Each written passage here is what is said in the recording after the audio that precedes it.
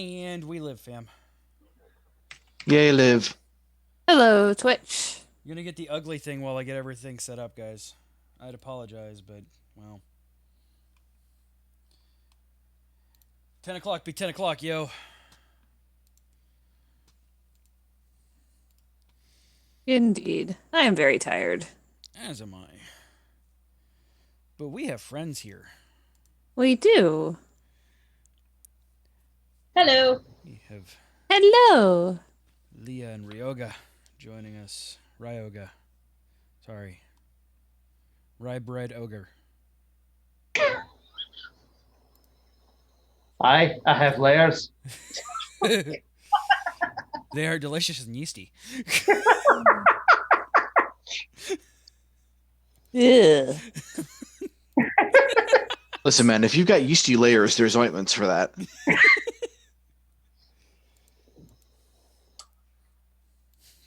Delicious, delicious ointments. Grayson seems amused. Topical use only. Ointment applied I can swallow that. Baby Cam. Bless you, Grayson. Hey. Jeez. 3 sneezes. Three. Three shall be the number of the sneezes, and the number of the sneezes shall be three. And our guests deserve to be our Alice, Well, as the always. house is currently a disaster because moving. So, That'll happen. between moving and baby, I don't know what sleep is anymore.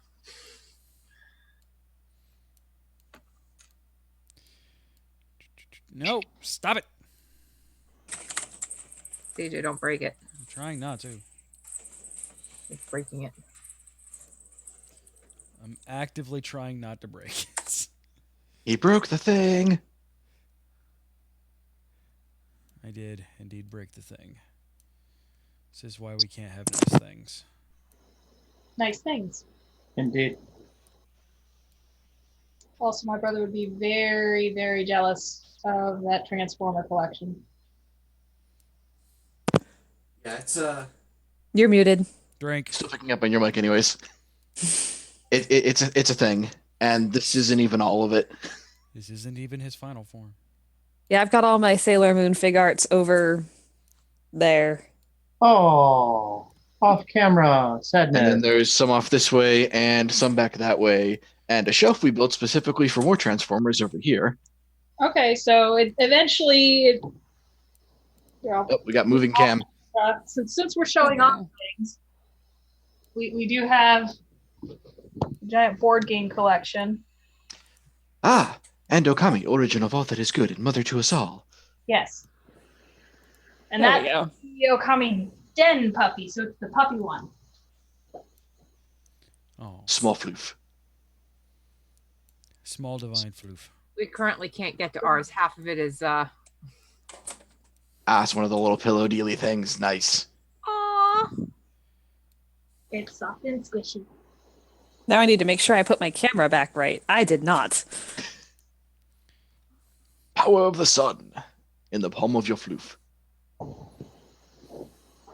After all, every day then is Sunday.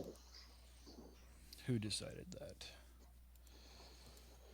As opposed to Hyundai, which they get really upset if you call them Hyundai instead of Hyundai. Which is interesting because in the Korean, yes, that's the way it's pronounced, but in the Japanese, it's actually pronounced the other direction. You're drooling all over. Drooly baby. Yeah, I tried asking my Nissan about that, but he said we'd have to get the Kia first. Yeah, you usually have to shove you around a bit first.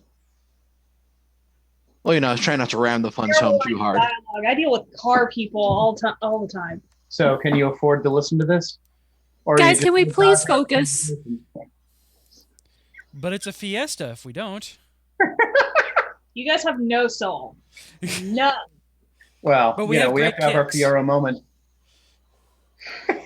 That's relevant because it's new. I'm glad Subaru doesn't rhyme with anything, and that is not a dare. I do enough stuff for them. I mean, I thought I had something, but it might have just been deja vu. Saw that one coming.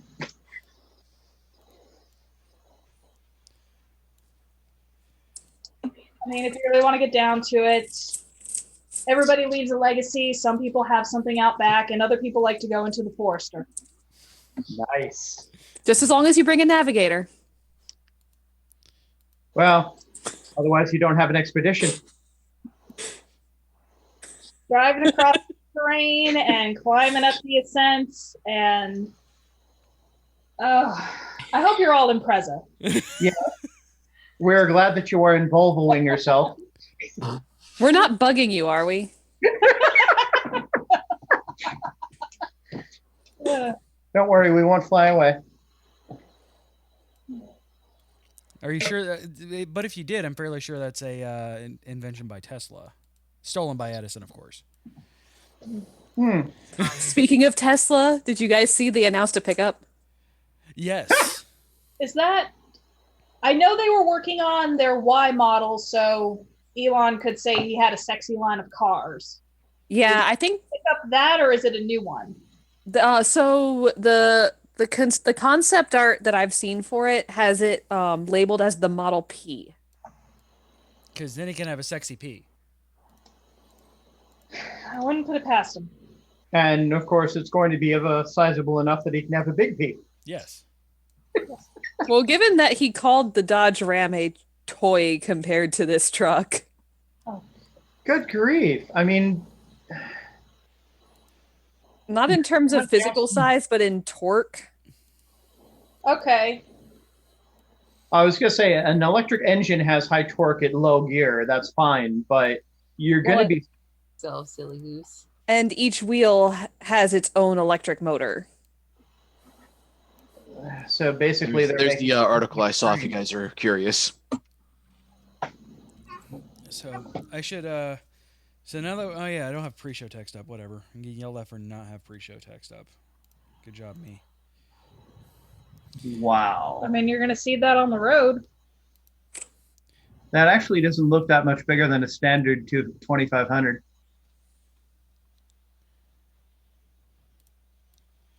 Target price under 50, so that's I just realized like a contraction. the front is also a flatbed.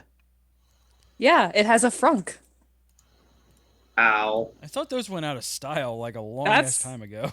That's the official name for them. So Yeah. I mean, in tech, everything that sticks out of your computer is a dongle, so. What wasn't that the name of the Magic School Bus teacher? Mrs. That Frunk. was Miss Frizzle. All right, Miss Frunksel. No. So on Thursday. No, today's Thursday. Tuesday. No. Yeah, Wednesday. Yesterday. Ha! Did it. Nailed it. First time every time. I wasn't the only one who did that today. I did a stream of the Tokyo treat box like I always do every month, and this month they gave us Sakura tea, and I promised I would try it on air, and because I could not get steeped tea water fast enough while I was streaming because I didn't think about it. Also, I didn't know it existed. So now I have nice, delicious Japanese Lipton Okay, Sakura tea, and this tea biscuit thingy that they gave us that is that I'm going to try because I'm legally obligated to. Kampai. legal obligations. Ooh. That is delicious and sweet, but not It's like real light. sicky sweet. Ah, squishy biscuit. Japanese squishy biscuit. Squishy. Boing, boing, boing, boing. Jason is not amused. Grayson thought you were talking about him. It sounded like. Grayson does not like squishy biscuits. Yes. Or he thought you were gonna dunk him in your tea. That too. Or that we'd call him a squishy biscuit. That might be his nickname going forward, though. It sounds like the kind of thing that would be a nickname going forward. In top-level trim, it should boast a range between 400 and 500 miles, possibly more. As one might expect, it will be all-wheel drive with a motor for each axle. Musk also noted that the suspension will dynamically adjust according to its load. So you just have to give it a really big load. I'm still I not doubt entirely they'll be sure. able to feed a ton. I'm still not entirely sure how I feel about sweet soy. Oh, the blue mock-up looks real nice. Still not sure if I like sweet soy or not, which is what this squishy biscuit is. Damn those squishy biscuits. So what? It's soy sauce. So you got that salty taste with sugar in it. Yeah, it's weird. It's very weird. I don't think I care for it. Mm-mm. The tea is delicious. That's all you, honey. This is like the third thing that they've sent with sweet soy. Just quit trying to make sweet soy happen. It's not going to happen. They don't have that much of an option. Like fetch. Fetch is never going to happen. Fetch. Right. Exactly. Because all of my references come from shitty 90s/early 2000s movies. That movie had a lot of great stuff in it. Yeah. Made everybody think that Amanda Seyfried was an idiot for most of the aughts. Unfortunately, That's the greatest sin of that. Also, people thinking that Lindsay Lohan had a career going forward. I mean, she Everything did, and then she ruined it. Yeah, well. Yeah, but she was working with Disney at that point. Once she left Disney, that was a totally different thing. Yeah. I fulfilled my last obligation. This weird-ass sweet soybean squishy biscuit and this delicious tea. Yay. Thank you, Tokyo Treat. You give me delicious things.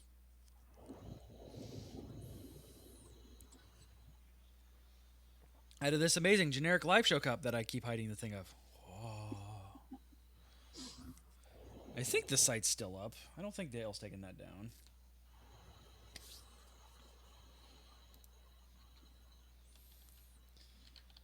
geek-io.net/generic live home.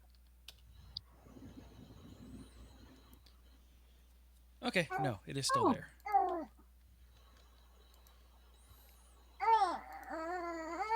I agree, Grayson. It would have been a crying shame if he brought that down.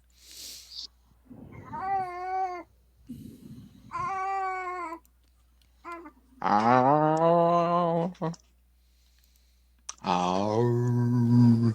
did anybody catch the Google Stadia news drop from earlier today? Did not. I was at work. Did not. And then asleep. And then getting Yeah. sushi. Yay, sushi. Sushi was good. Let's look at Stadia. So they announced the pricing models and the cost of their controller when they finally release it. It's going to be $10 a month for their Pro version, and that's going to be available in the US and a few other places around November. And then sometime next year, they're going to have a free tier where the graphics being sent are going to be a lot less. Yeah, you'll need the Founders Edition to play in 2019. It's a slow rollout. You can play through a Chromecast to play it. Nifty. Yeah. I think the only game you get with it for free, though, is Destiny 2. And then everything else you have to buy.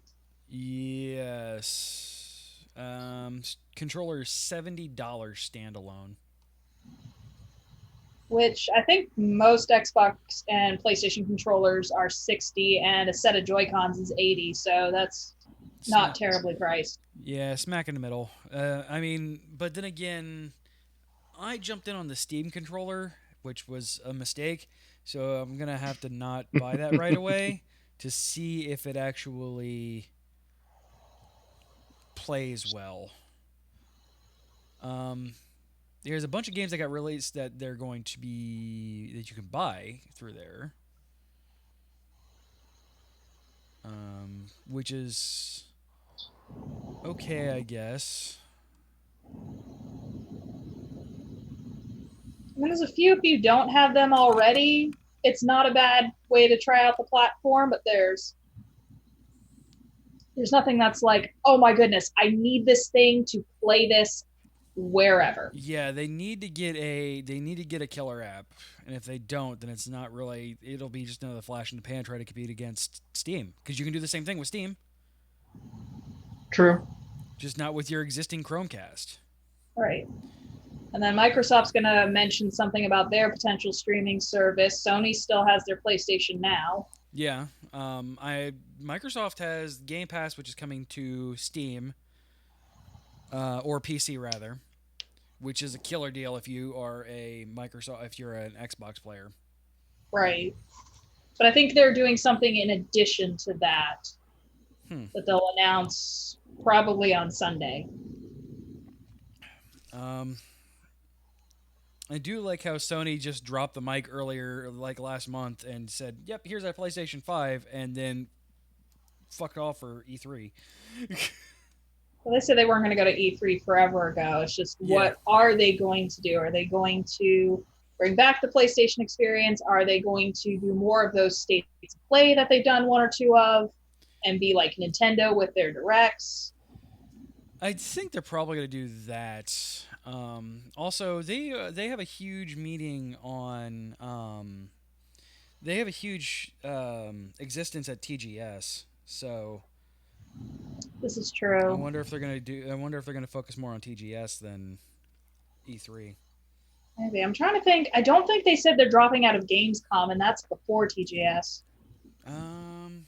If they did, I did not hear about that. I don't think that they have. Not because Gamescom is more you people come in and play our games, as opposed to we're going to announce all the stuff. Correct.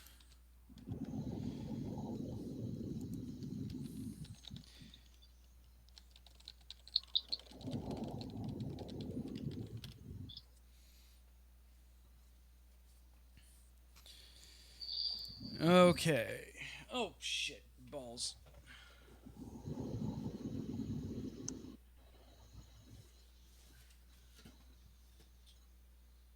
Where? Did you catch the Pokemon Direct that was yesterday? Yeah. Or any of the You mean a Sheep Direct? The what? Sheep Direct, because that's all anybody is talking about now. Yes, and everybody's yelling woo-loo. F the sheep, there's a wolf with a sword in its mouth. Oh, you mean the Dark Souls boss? Yes! You got your Dark Souls in my Pokemon, and I can't be happier. I am just really hoping that Corviknight is Steel type. It is actually Flying Steel. Yay! There's no. I was gonna be really sad if it wasn't. You put Knight in the name, it has to be Steel. The real question is whether or not it's going to be the actual second stage of the line and there's a Corvus Squire. That would be really So then, cool. what would be the one above that then? Squire Knight, and then Baronet would be the next level up. Or it could go Page Squire Knight. Or Yeah. it could just Maybe. be one of those two Because, stage I mean, beginning birds. Pokemon loves their fucking 3-stage starter birds. I mean, they've done a few that are two. I mean, if you can take a concept and then with a little bit of iteration and making it bigger, you can have a whole nother Pokemon and just tie it together. That's just efficiency.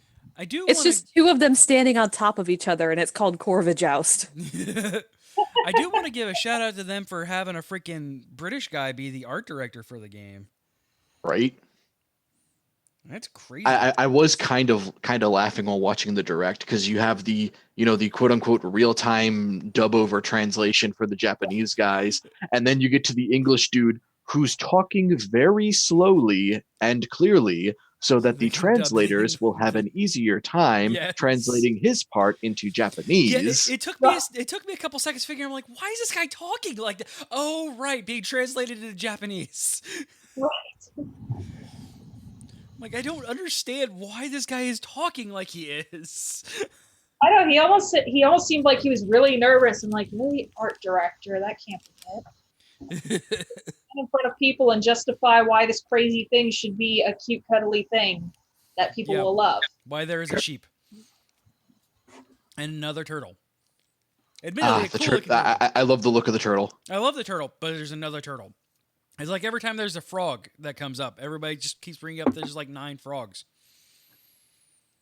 And all of them are blue, except for that one weird green one. Doing that so you don't hear it. I mean, how many monkey Pokemon do we have? How many flower Pokemon do we have?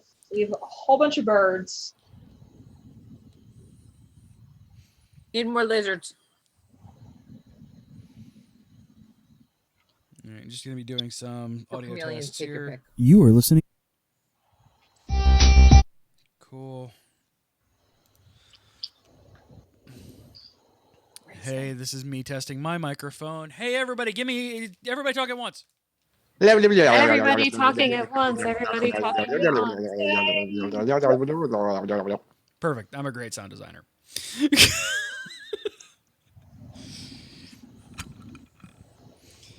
Okay. Let us know if we need to spike the audio or anything. No, you're good. It's all good. Make it I don't know what you're trying to get to in my armpit, but it's not working for me, kid. Ugh. It's a little weird, Grayson. That's a little weird. That's better. No, that's where he decides to sleep. He'll curl his head into my armpit, and I'm like, no, drink your bottle. No. Okay. I think we good. I think, therefore, I am. I'm not sure exactly why that's going. That's not going to you guys, but it doesn't matter.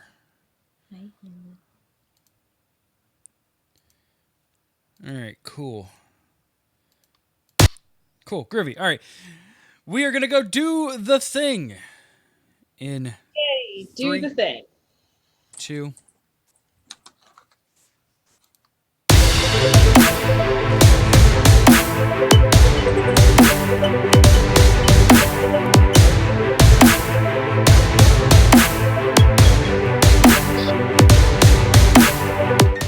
You are listening to a podcast of the Geek IO Media Network. For all of our shows and more, visit geek-io.net. And to help support the network, head over to patreon.com/geekio. Hello, gentle listener. While Geek IO holds its talent to the highest standards, what follows will likely involve the sort of language usually reserved for sailors on leave. If you're of a delicate disposition, then perhaps you would consider a different podcast. I had to finish my tea while the British man was talking. Calling all geeks. Geeking out across the globe. Hold on to your butts. It's the Geek IO Show. The Geek IO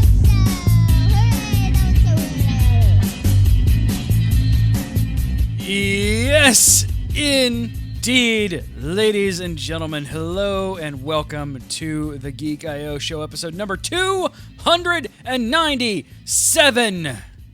Holy crow. We have 3 episodes left before 300, you guys. Dun, dun, dun. Oh boy. This is June 6th, 2019. And I am drinking tea while a British man is talking CJ. I'm jumping ahead in the show notes, Carrie. Rachel has her mouth full. I might be jumping ahead of the show notes, but I'm trying to get the show notes to load properly. Hi, it's Rachel. Anna Grayson was about to fuss at me because his bottle, he spit it out. Wait, we have show notes?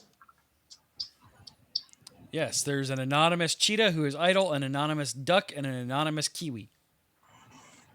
Ah, the anonymous kiwi. The most anonymous of flightless birds. I'm Josh. I'm the duck, apparently.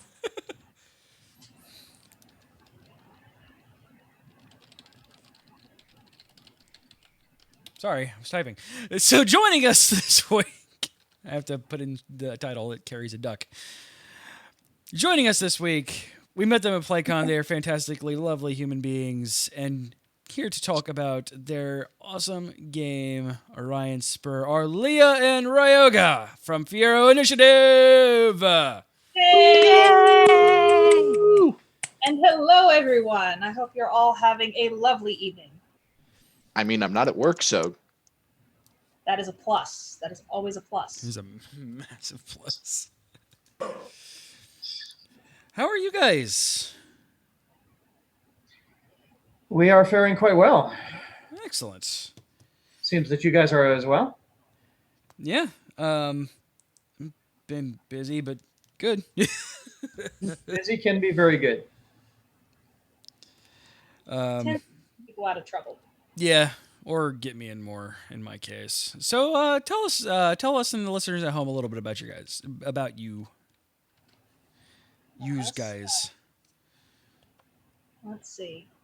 I mean, I've been a geek for most of my life, playing lots of video games, playing board games, reading. I currently work as a data analyst. Hey, me for- too. Yes, crunch all the numbers, find all the funky looking data, and then tell everybody. Sorry, I didn't mean to press that. Science. How it is. I mean, numbers are science. I couldn't have Numbers, picked language. couldn't have picked a better one to press accidentally, but I didn't mean to press that. Just tried to close out my soundboard so I didn't press something accidentally. And in the process, press something. Good job. Yes, the button works. Yeah. I'm good at my job. Actually, the cool thing is I'm really good at mine too. The other job that I have when I'm not designing games, which is really one of these cool hobbies I have, is that I actually work in a game shop, the tabletop game shop, which is really cool. Ooh. Yeah. It's one of those environments that you really can truly geek out with a lot of geeks of different styles and flavors, and really gives you a good chance to be able to see a lot of the various different communities and individuals within the gaming communities here. So really cool. Awesome. That is awesome. All right. We should talk about the stuff that we have been doing this week in Gadgets, Games, and Gizmos. Gadgets, games, and gizmos. Yes, indeed. This is Gadgets, Games, and Gizmos, where we talk about the stuff that we have been doing in the last week. I just said that, but I'm going to say it again because I can. We're going to start with our guests, and of course, ladies first. Leah, what have you been up to this week? I have been playing a lot of Tetris Effect and Crypt of the Necrodancer, if you're familiar with those. Crypt of the I Necrodancer, love- yes, but I don't know what Tetris Effect is. I love Crypto the Necrodancer. I suck at it, but I love it. I am slowly getting really good with it. I've done a couple of all zones runs, and I'm actually contemplating, do I want to try an all character run? I don't know when I'd have time to do it. Got to brush up on those skills before Cadence of Hyrule drops. Oh, I've got my fingers crossed for an announcement during the Nintendo Direct that, hey, it'll be available today. There's rumors it's going to drop this month. So that's what I'm hoping for. As for Tetris Effect, it's by the same people who did Rez and Child of Eden, Ooh. and it's on the PlayStation with VR support, and it's just Tetris, but the music that they've incorporated into it, like all these sounds play as you're moving the blocks around. You have this underlying beat. It goes really well. There's a seizure warning. It is a very apt potential seizure warning because there's a lot of flashing lights, but it is a lot of fun and the music's great. I'm out. I will take your word. I will take your word that is great. Hey, I mean, you can still listen to the banging music. That's true. I could just never ever look at it. Yeah, just close your eyes, turn the other direction, and Hey, go play a blind run of it. better yet, have Rachel call out what the block shapes are as they're dropping. Oh, that sounds great. Oh, then you should try the modes where they change all the rules, where either some of the pieces are missing, or the board flips upside down, or your controls are reversed. I'm sure you can master it. Oh no. What was the one video you were watching, Josh, where somebody was playing something blind and somebody else had to tell him what to do? Oh, one of these speedrunners I follow, Caleb, he was playing Mega Man X and his girlfriend was telling him what to do when. Wow. It went about as well as you would expect. See, the problem I have with Rachel is she's a freaking troll. So there's no way I'd be able to actually play anything properly because she would troll the shit out of me the entire time. And then berate me to get good, because that is the person that I married. You could have the have your kids do it, the ones who are big enough to use English words. Oh, jeez. AJ, yeah, Kia had run into the same freaking issue.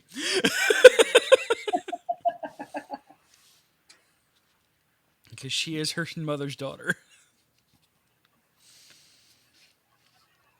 I mean, it's what you have to do. I think you're talking, Rachel, and you're muted. Also drink.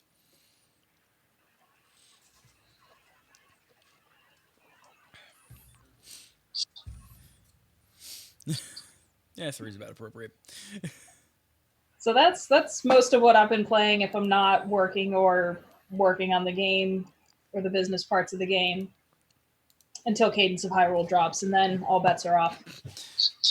And then whatever release date that we had gets pushed back a little bit.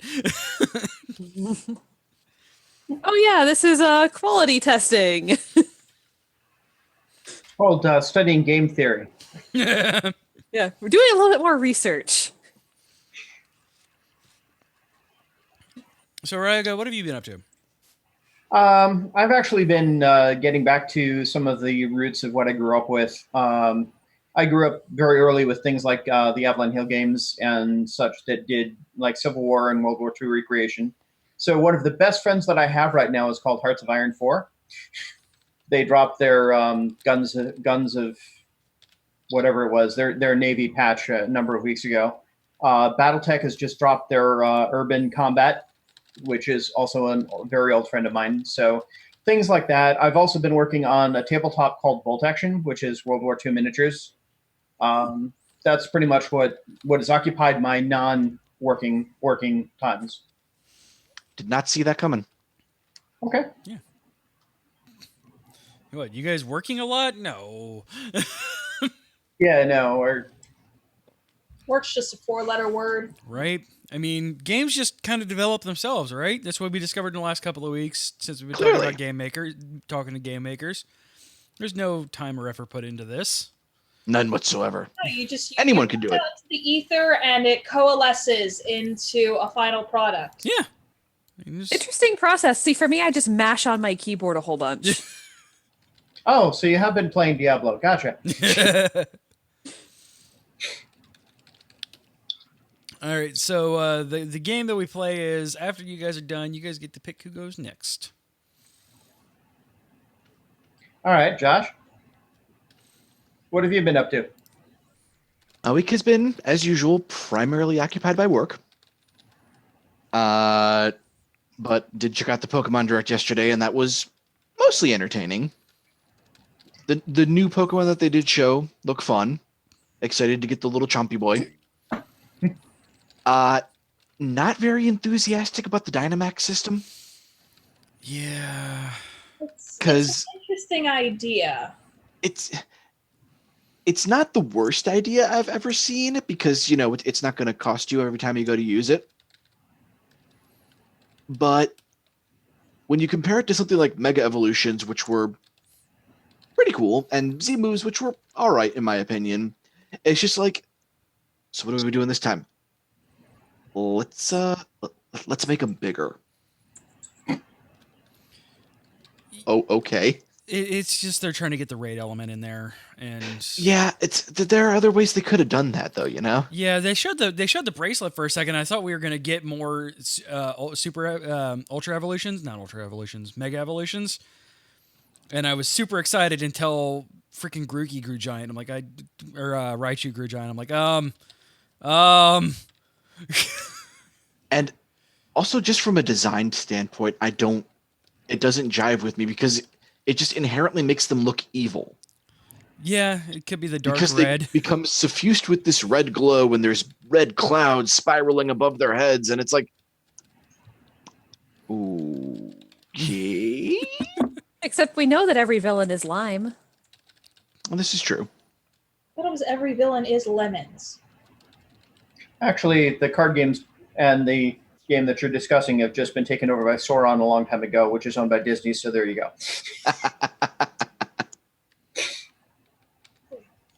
I'm So really yeah, how the local play will end up working with the raid battles and how if they'll try to monetize it somehow.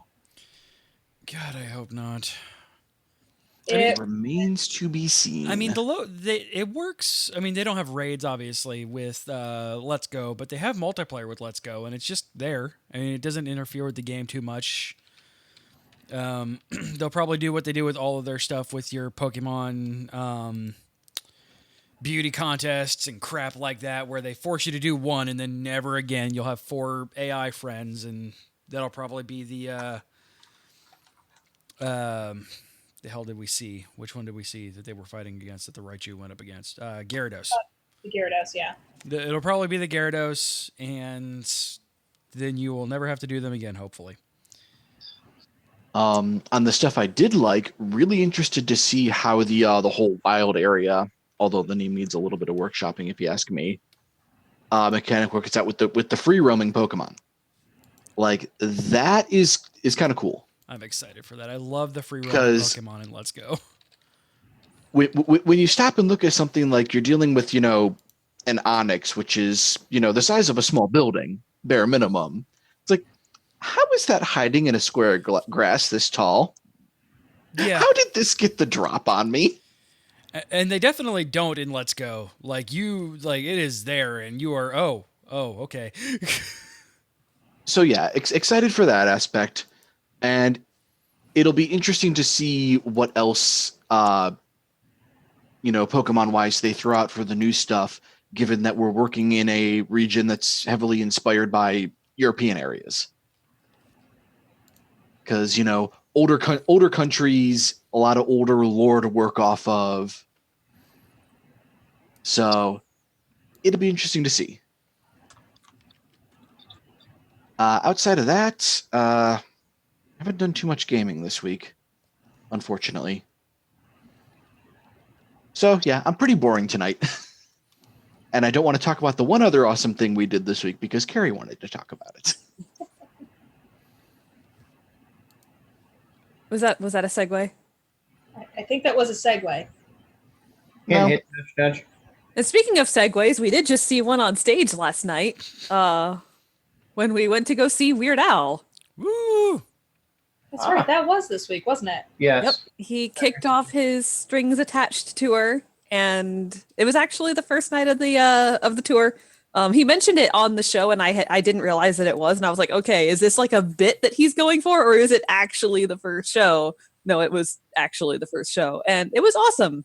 It was Weird Al and an orchestra. There were some times where the orchestra got drowned out a little bit by the very aggressive drumming. But I think that was more the sound engineer balancing things weirdly. But that man puts on a damn good show. Did a lot of his greatest hits from early on all the way up until like he did Word Crimes, which is one of the more recent ones and one of my favorites. Yeah. I see Rachel fist pumping there because of course the teacher loves Word Crimes. Oh I mean, yeah. between the words and the music video for that music video has so much little bits and bobs. It was great. Oh yeah, like the real sentence diagramming. Yep. Yeah. Like Actually, I used that with my learning about fourth the and fifth graders this year. It was great. I like when he gets to the line "Lost Cause" and it's ABC's Lost. If you look at the logo, it says like "Learn your ABCs" or something like that. Yep. Also him taking a pot shot at Alanis Morissette. Oh yeah, yeah. The difference Irony, between weather. irony- Yep. And It's also one of the only songs I've ever heard anybody ever do where they actually use appropriately the word mouth breather. I mean, if there's going to be a song that misuses a word, it is not allowed to be that one. And I mean, the man is a wordsmith. He, this is his craft and he is a master of it. And speaking of which, Holy shit, he can croon when he wants to. Oh yeah. That one, Josh, what is the title of that one song? You know the one I'm talking about. I honestly I can't remember. I know the one you're talking about. I can't remember the title of it though. Do you remember the album? Um, Well, So it's the One very More Minute. croony. Yeah, 1 more minute.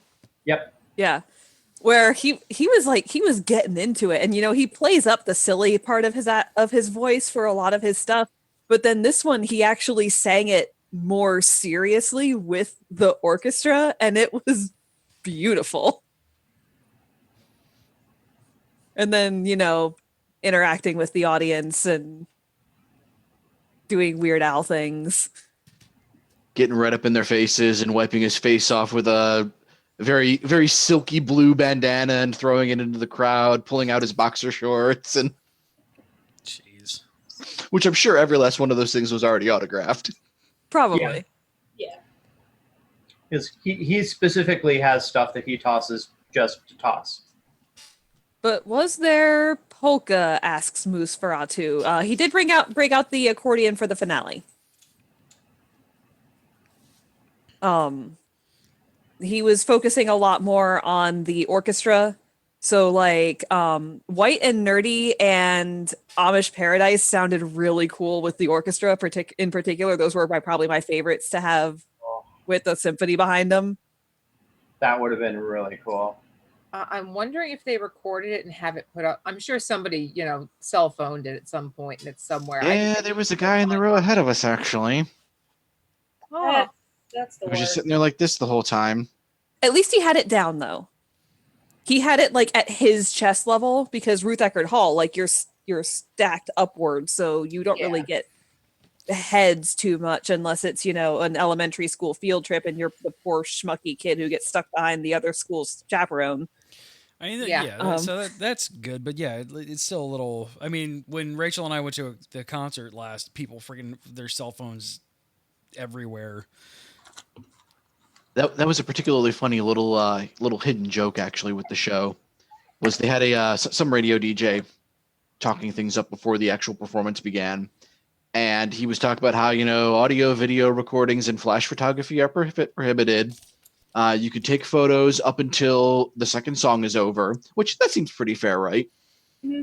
And then the performance begins, and it's just the orchestra playing the theme to Indiana Jones, and then Mission Impossible, and then the theme from Superman, and then they take like a 20-minute intermission. Weird Al doesn't even show up. So yeah, first two songs you can record. It's not Weird Al. Also, it's the same conductor that does Distant Worlds. Oh, nice. Oh. That's good. Yeah, he is awesome. And holy shit, I think we talked about this when we went to Distant Worlds. This is the guy who kept the orchestra playing in the fucking dark when the power went out at Mahaffey Theater. That's awesome.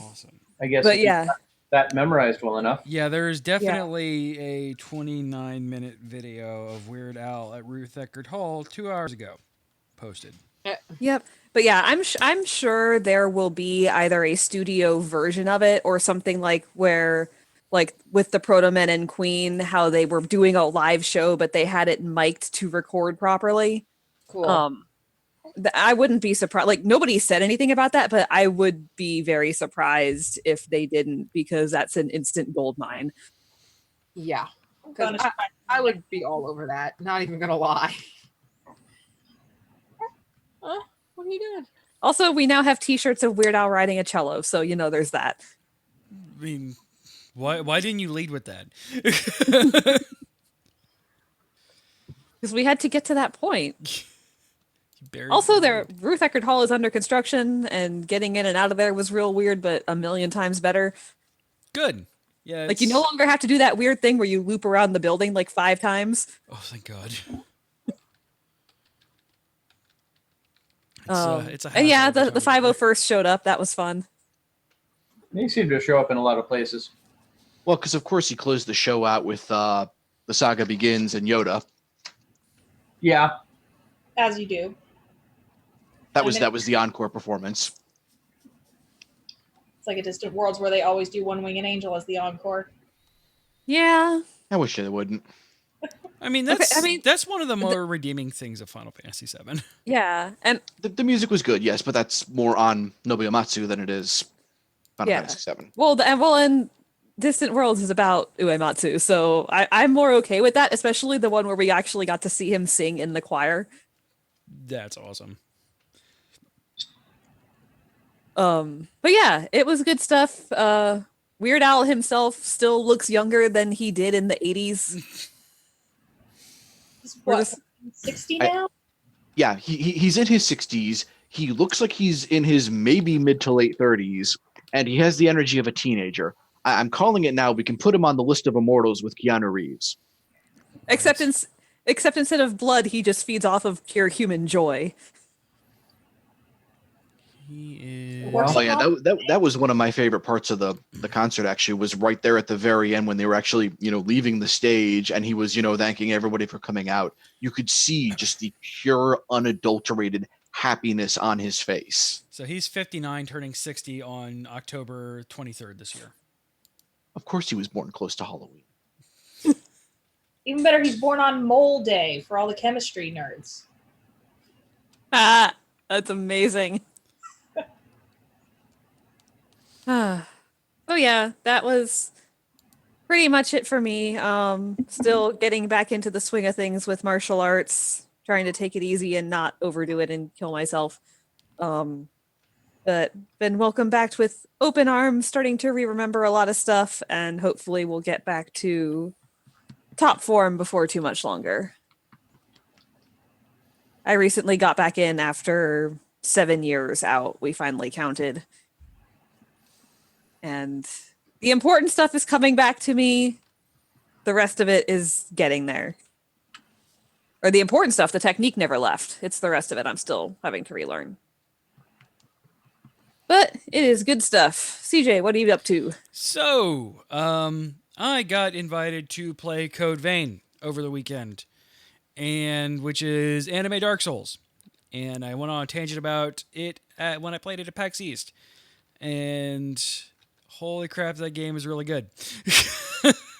Quick tangent about that. I know a guy who was in the beta that's not CJ, who managed to hit a super lucky break where he didn't hit a loading screen right as the beta was ending. So he was still logged in for like 40 plus hours and streamed the whole thing. That's awesome. Just kind of screwing around the missile, showing the dodge mechanic and the combo mechanic and things like that, because he didn't want to hit a loading screen because he knew that's what would trigger him getting kicked out of the beta. And so he's tweeting at Bandai Namco. It's like, hey guys, it's 20 hours and I'm still going. This rocket is the most. Can I have a review code for the real game, please? That's fantastic.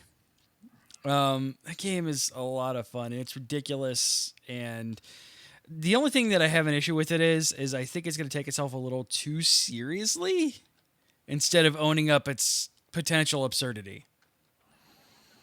And I get it; they're trying to be more Dark Souls, but own up the fact that you're anime.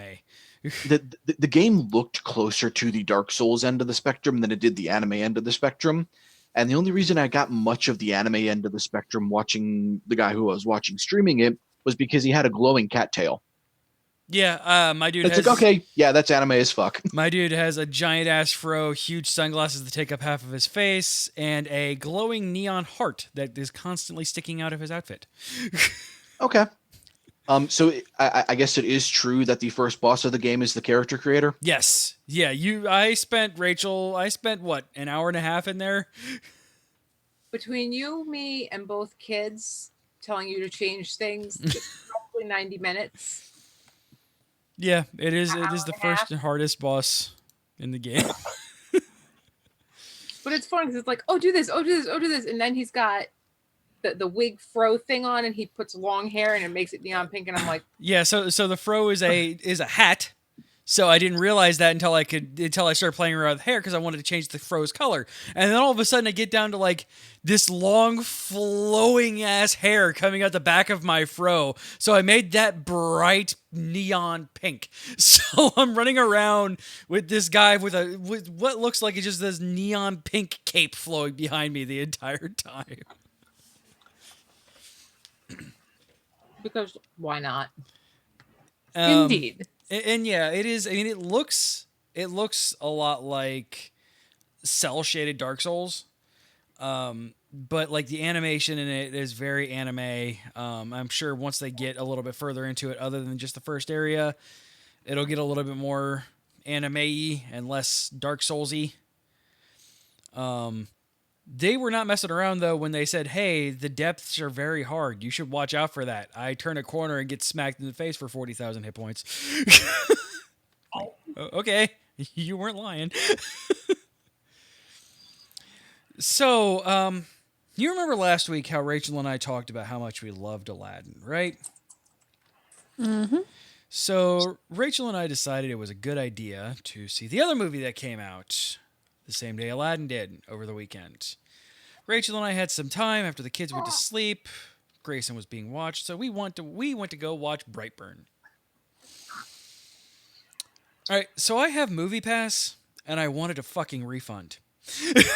Wow. So this movie had like everything going for it. It's a James Gunn joint based around evil Superman who is a child. James Gunn is a great schlocky horror writer who actually can lead with really good grotesque horror and not have you hate yourself for watching it. You need to eat those words right now. That's all I'm going to say. Yeah. No, and I talked Rachel into it with that. I'm like, hey, you want to go see what made James Gunn famous? She goes, yeah. I'm like, cool. Let's go watch Brightburn. Wop, wop, wah. So Something I forgot to mention earlier. Just a reminder to go back to this. Keep going. So I almost forgot that Saw movies and Purge movies got famous between now and when James Gunn got his start. And promptly changed the face of horror movies. Yeah. Yeah. James Gunn, when he was doing his horror stuff, was always over the top. Like, his stuff was B-movie horror. So, like, he would actually have to make you freak out by actually making you think about things. And when there was blood, it was always, like, somebody slashing a vein in the neck and, like, thousands of gallons of blood flying out everywhere. Like, B-movie. Like Scream. Exactly. B-movie over-the-top weirdness. And I love that. And there was still some of that. But, Oh yeah, the first couple were fun. The first couple was like, it's not the greatest movie, but okay. Yeah, the first death on screen was a dude who, I'm not going to get too far into it, but letting his jaw hit the floor when Superboy did something awesome. Let's just put it that way. Yeah, I was at that point. I was like, nope. And the issue is, again, it's so serious. It's not like they frame this weird thing in a very serious light, and I hated it. I hated this movie. James Gunn lost his horror talent with making amazing Marvel movies, and that makes me very sad. But Rachel and I came home the next day after complaining about Brightburn.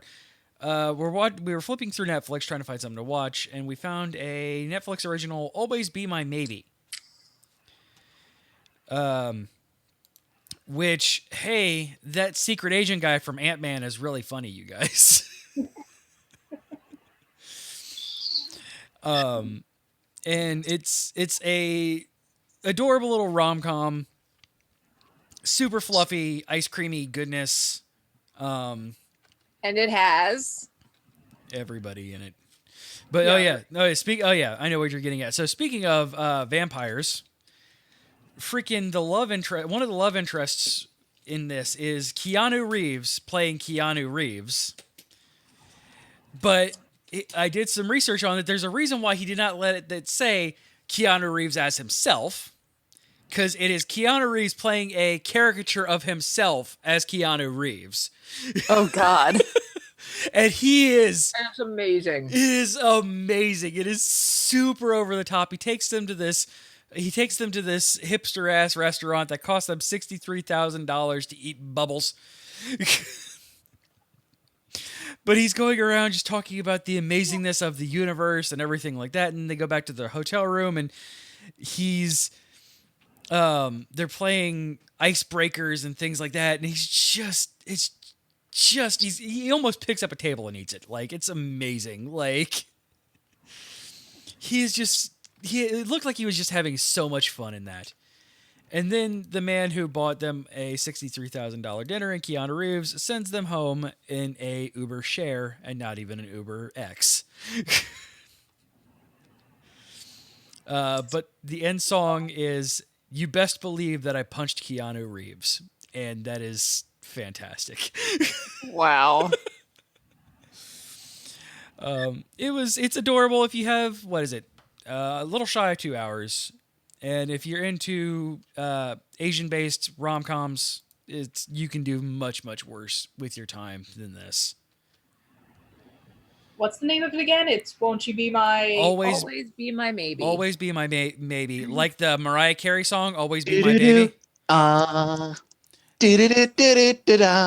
it's that. And I mean, it's got a really cute story behind it too. They're best friends growing up. Is Keanu punching a thing now? I would like to see it be one, but not like actual Keanu, because he's a joy. Like character Keanu punching only, please and thank you. Sorry, Rachel. I was responding to chats. Hey, Big Voice Jay, how you doing, brother? Other than that, Rachel and I have begun moving into a house that we've purchased, and I am super excited and want to get moved in, and we're not moved in yet, and that makes me sad. Boing. Exactly, computer. I appreciate you too. So it's not a bad movie you should go see in theaters? What's that? Godzilla. Yeah, that we forgot to mention when we were talking about stuff we've done. Godzilla, Godzilla, Godzilla, Godzilla, Godzilla,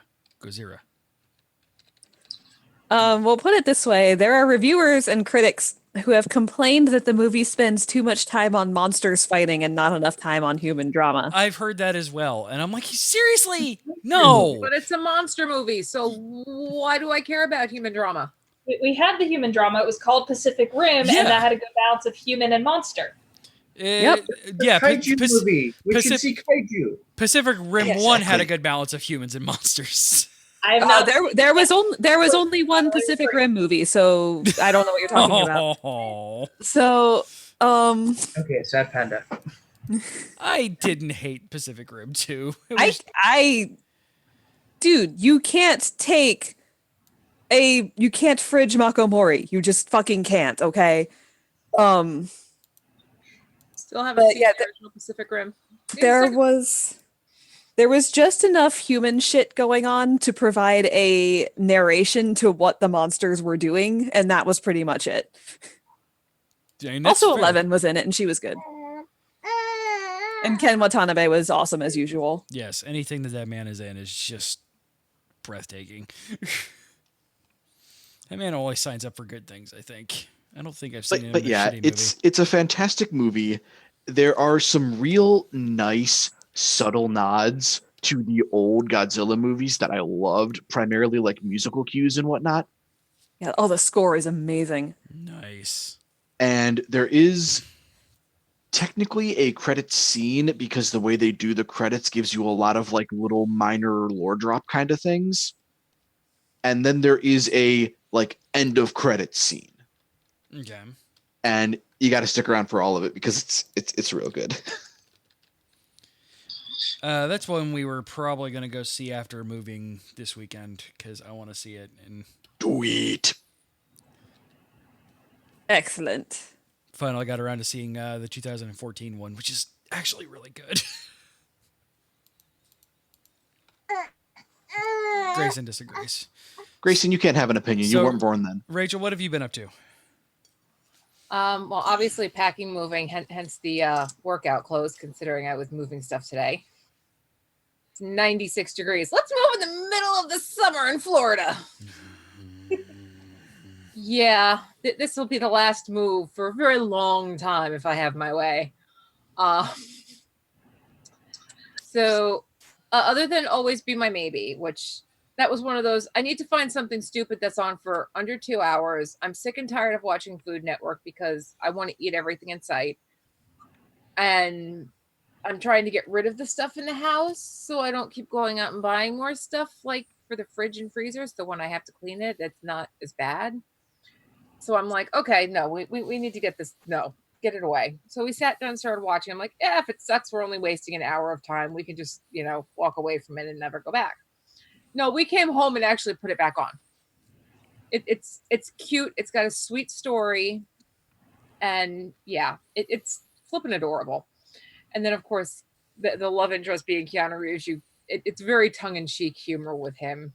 And then kind of a smack in the face with it, too. Finished watching Chernobyl. If anybody has HBO, it's 5 episodes. They're a little over an hour each. Holy shit.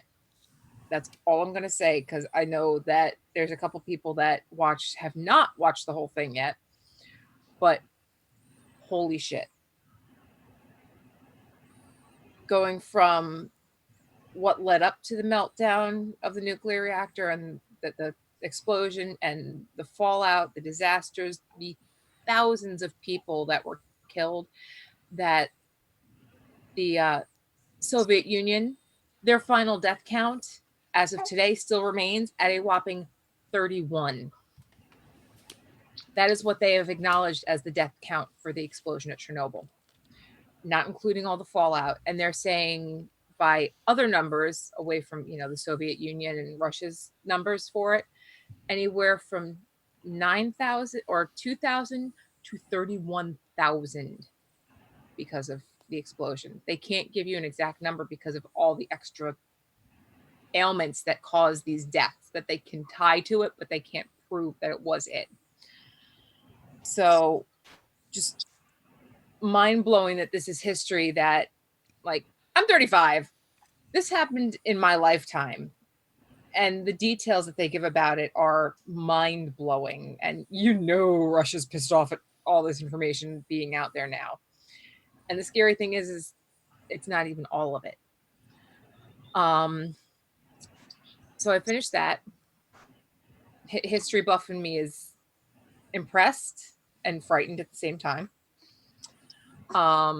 And then I started watching the new season of Handmaid's Tale. Dropped Tuesday night, Wednesday morning. So I watched an episode and a half of the 3 that they've released of the new season, and I'm very happy that it's turning out the way it is.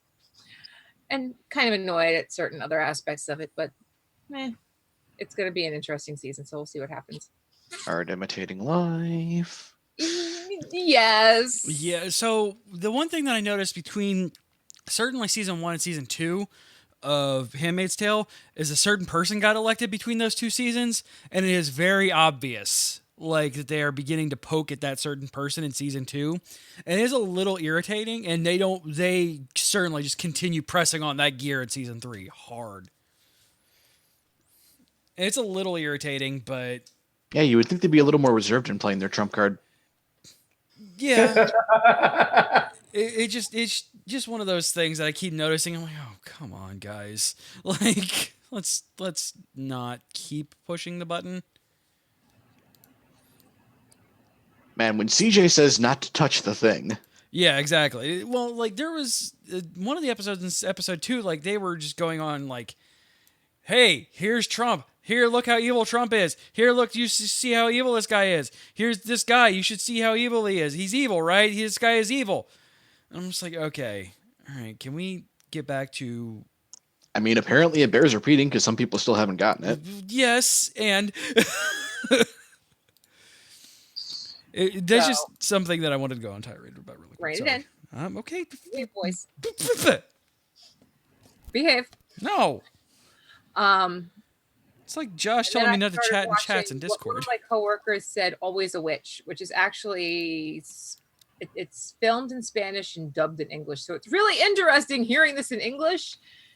And like, I watched English dubbed Japanese things all the time, so I'm watching the words in Spanish in the mouth and hearing the English and going, like, it's breaking me because I speak Spanish, not fluently anymore, but I understand more than I speak.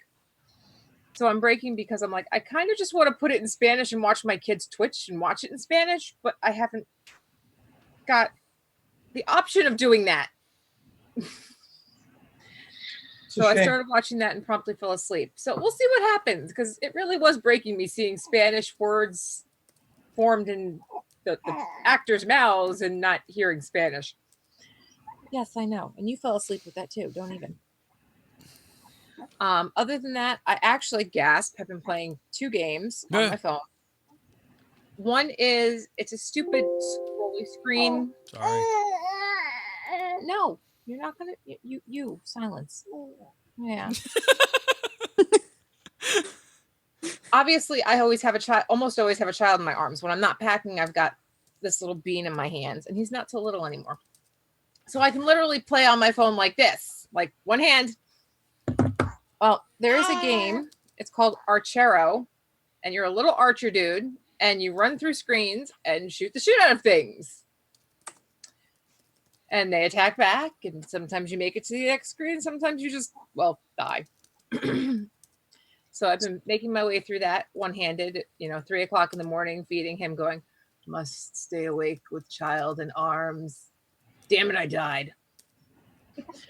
Watching it one-eyed, trying not to wake CJ up because I'm too lazy to leave the room and get out of bed. So there's that one. And then there's AFK Arena, which is, you create your team, you level them, you go AFK, they still fight on the same level that you fought on last, and they hold your money and you go collect it. It's a level by level dungeon crawler, basically. But it's fun, and it passes time. And it makes me feel like I have a life outside of, newborn and packing and moving and loading and unloading.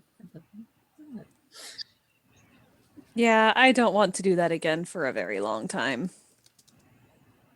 We had moved into this place, actually it would be a year ago in July, and valued tenant, here's $150 extra that we want to charge you for renewing your lease.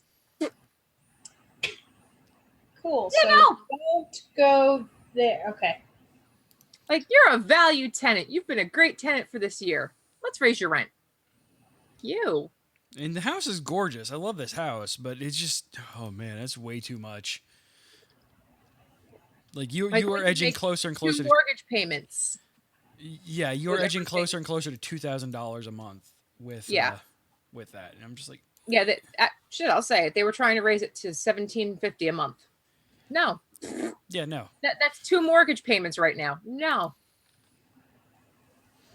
So Also, yeah, that's a more bit than 2 mortgage excessive. payments. Also, pretty much limiting me to my job that I currently have forever and ever and ever, and I'm not all about that life.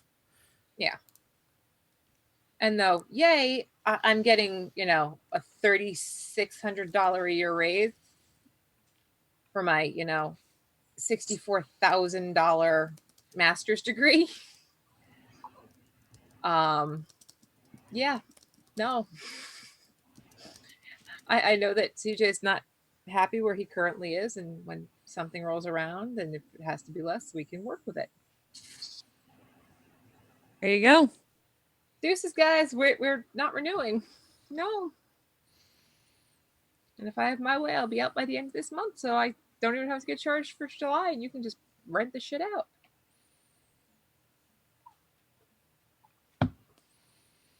Sounds like a good plan.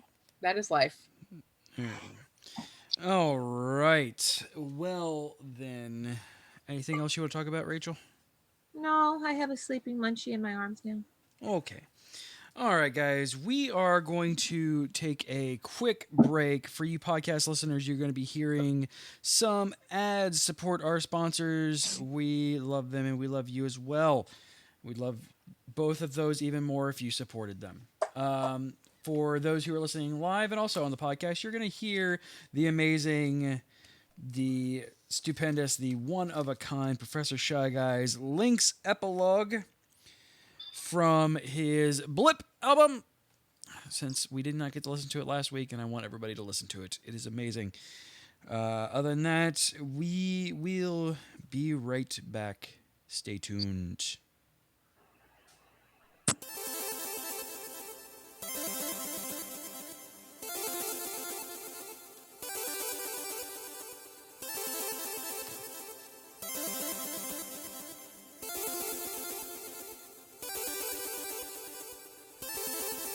It always seems like Hyrule's fine until it suddenly unwinds. There's a world right below I don't see that unfurls so continuously.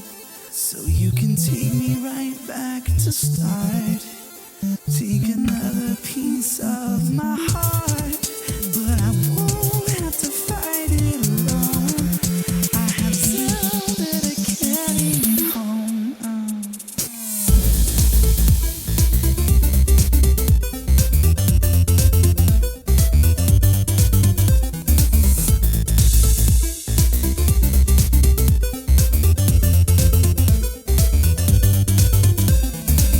Another battle again, and who just won't stop? No matter how many times Hyrule sees him drop, it never ends. But I woke up to do my job. Prologue or epilogue, I've had to walk to the dark world and back through time. I've had to sail across the great sea. I've had to climb. It never ends, but I woke up to do my job. Prologue or epilogue.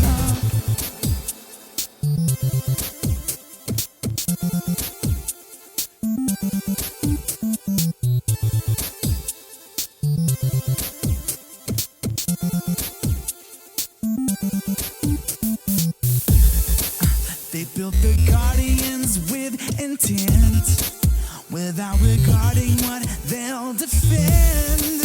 What was once just a means to an end has now brought on a war we can't win. Now I will fight that Yiga clan until my weapon breaks in my hands. Then I'll reach for the first thing I find, and I'll fight till it breaks every time. Another battle with Ganon that just won't stop. No matter how many times Hyrule sees him drop, it never ends. But I woke up to do my job.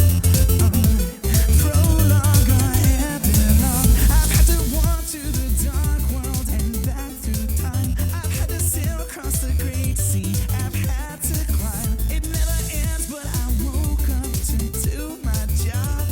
Alright, prologue or epilogue, another battle with Ganondorf ends in loss. How many years must I wait till I sleep it off? It never ends, but I wake up and do my job. There's no end, just where it begins.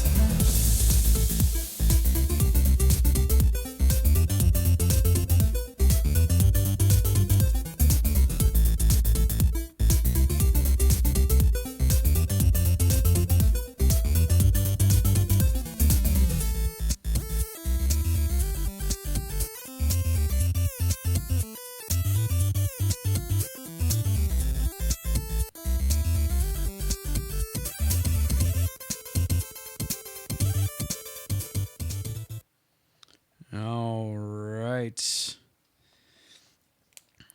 Thank you guys for listening. If you want to have an ad-free experience, make sure you tune in live. Live, I tell you. Thursdays at 10 p.m. Eastern over twitch.tv/Geek IO Show. It's alive. Most days of the week. But we didn't just bring Leah and Ryoga on to talk about themselves, but they have an awesome thing coming up that I want to talk about in our Geek Out segment. Time to mystery rolls forward. I'm the best there is at what I do. So what I do isn't very nice. Timey-wimey stuff. Oh, geek out!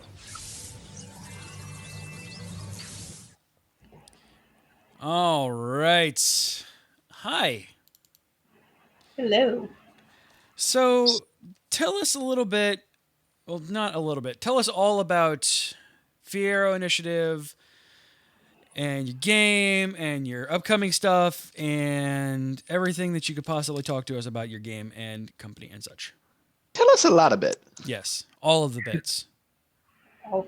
Well, actually, the story starts with me, which actually Leia was very kind to join me as a partner in this.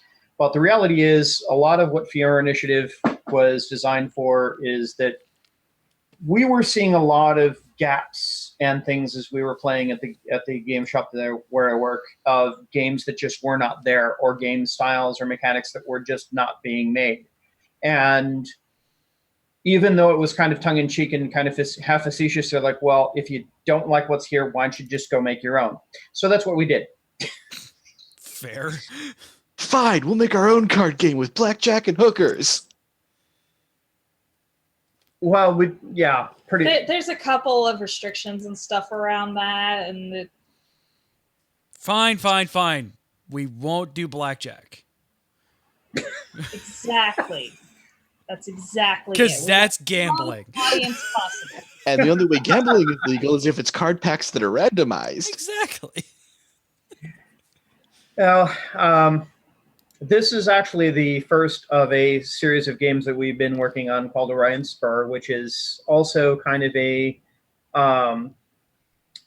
bit of a handoff to, or a bit of a, for those that are actually astronomically inclined, or whichever that term is. We actually, our solar system is in the Orion Spur of the galaxy here.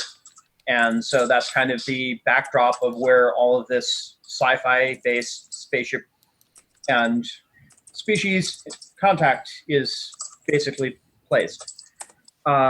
We're starting with a few species, of which even the Terrans themselves are human folk, are vastly different from what humans we know of now. I mean, the ones that still live on Earth still look like regular humans, but they've evolved forward some to adapt to the interests of space. And they've run into a number of other species, and as the game progresses forward, more and more species will be introduced, and more of the histories of how and why these particular groups and clusters got together and how it is they intermingle will be told as the games are released, which is going to be the cool part, is that it's going to be a growing universe that potentially has a number of other game forms in it that could be spun off later. If anyone is familiar with some of the series like Star Trek or Babylon 5 or Battlestar Galactica or any of those, it's kind of the entire storyline is a bit of a tip or a bit of an honor to all of those space operas where there's actually like character development and stories that go on, as opposed to just let's go blow things up. And granted, because we've had to make a game that's meant for a little bit shorter span of time, it is a little bit more action-based, where everyone gets in and starts blowing things up. But the idea is that there's an overall reason why that's happening, rather than just wantonly destroying things. Everyone always asks, when do we get to blow shit up? Nobody asks, why are we blowing shit up? Yes, that is true. And one of the things that I'm going to be doing is we're going to be supplying a number of short stories, vignettes, and other background as to why some of these battles are going on and some of the interactions, why some species cultures don't quite work the way that we would expect because they're aliens. That's the whole concept. Nice. That's one thing that always irks me just the slightest bit when I'm watching something sci-fi or fantasy. It's like all of these vast cultures that operate exactly the same ours do. Yeah.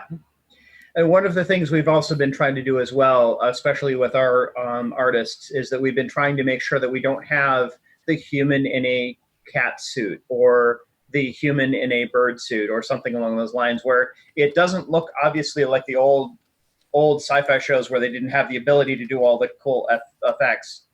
That it's not just a guy with a mask. It's a real honest-to-God alien that has different anatomy, different ways of communicating. They truly are an extraterrestrial species. And that's one of the things that's going to be a flavor and a taste of all of the different species that we introduce. Things that actually evolved under different environmental conditions than the ones we did. Which, by extension, will inform on their cultures and their societies and how they develop technology. We've gotten a number of pieces of artwork in, and they all have their unique feel to them, but they all look like they fit in the same universe. Awesome. Yeah, and one of the things that we've been trying to do is one of the things that artists like Rick Berman is a very good example, and a number of others from like the Star Trek age, where it's like it doesn't matter which series it was. If you looked at one of their ships, you knew what side of the universe it was from. And that's one of the aesthetics we're trying to work with to do this, where it's like you look at a card, you look at a particular figure, you're going to know, hey, this belongs to this species. Mm-hmm. And having visual cues like that is really important to having a properly fleshed out world. Mm-hmm. Yeah, very much so. Because, I mean, yeah, a lot of that's another thing, and especially in bad sci-fi, when everything looks the same, just slightly different shapes, that's frustrating and annoying when you can't immediately say, hey, this ship belongs to this species. Having uniqueness is needed. I mean, you can see it even in things like Star Wars, where just about most of the main cast is human, but you know that's a rebel ship, that's an Imperial ship, and it's not just one has a shinier coat of paint. Exactly. Yeah, and I mean, you can do that, here in the real world with being able to identify different planes and ships from different countries. Like, it's normal for that stuff to happen, and it's nice to see that taken a step further in fantasy and sci-fi design. It's one of the things that a number of more recent science fiction authors and designers have not taken into account, is that they have built what they want to have in a world without thinking about how and why that particular thing would be there. So it doesn't have the support that it needs to truly make the point that they're trying to do. Unlike, Robert Heinlein, Ray Bradbury, Isaac Asimov. These are people who crafted very well in building their universes with a consistency that carried through no matter where in the series you went. Some of the more modern authors like Elizabeth Moon and David Weber have been crafting these very solid multi-book series of science fiction worlds that have a life that you can believe, because it stays that consistency. You can see that their cultures are built around specific themes that make sense, and they grow in directions that make sense for what that culture means. And that's part of what I've been trying to work into this design, is that organicness of these cultures. Yeah, definitely. I mean, and rule of cool is a good way to start, but if you don't have the support structure there, it's just going to fall flat. Mm-hmm. It's like in any fantasy movie. It doesn't matter what the magic system is, as long as you're consistent with the rules of how the magic works. As soon as you break it, Brandon Sanderson. Yep, Sanderson's laws of magic are important. Very true. Very true. Yes. So I can talk about the gameplay itself a little bit. So we are creating a new universe. It's set. What do we have? Like a good 600-700 years in the future. So the technology's there. Everybody can go out and run into all of these other species and cultures that happen to be in the same arm of the galaxy, even though it's called Orion's Spur. NASA has weird conventions. Thank you for beating me to the joke. I didn't want to have to go out on a limb there. We appreciate the fact that we were able to branch out for you. Sometimes it's good to flex the joke muscles a little bit. Besides, they try to tell you you should stick with what you know. You should stick with what you know.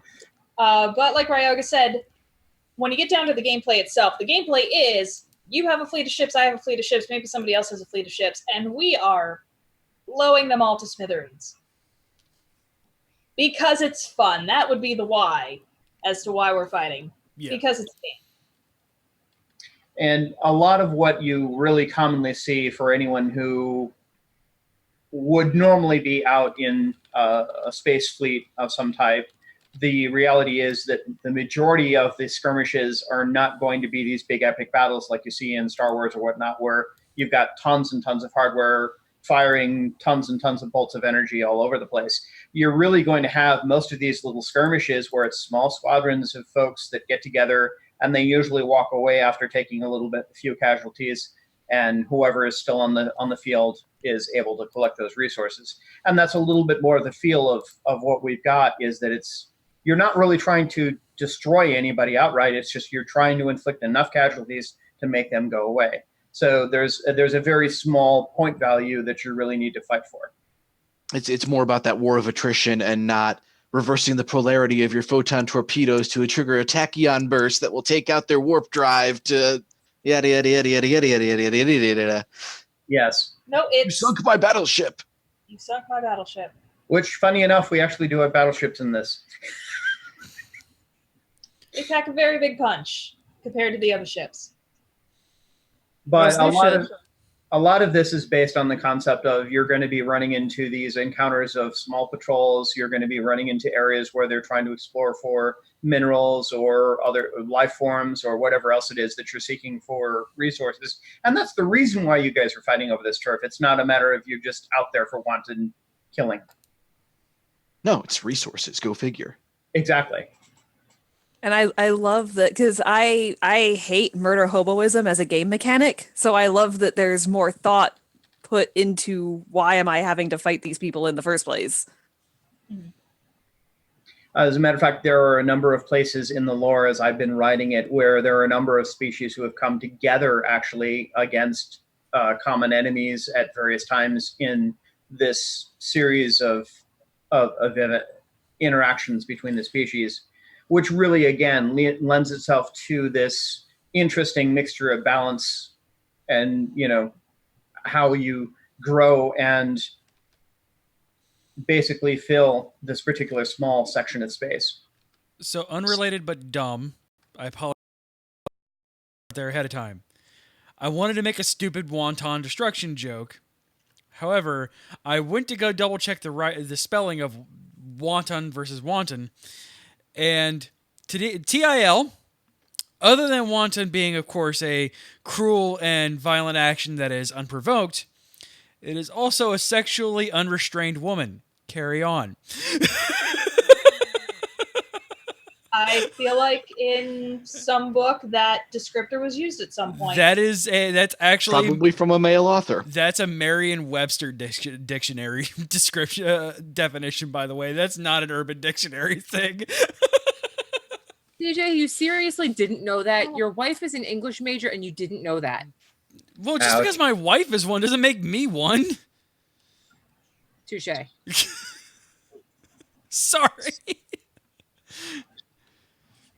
Yay, romance novels. Defining the English Your language. sweet, sheltered soul.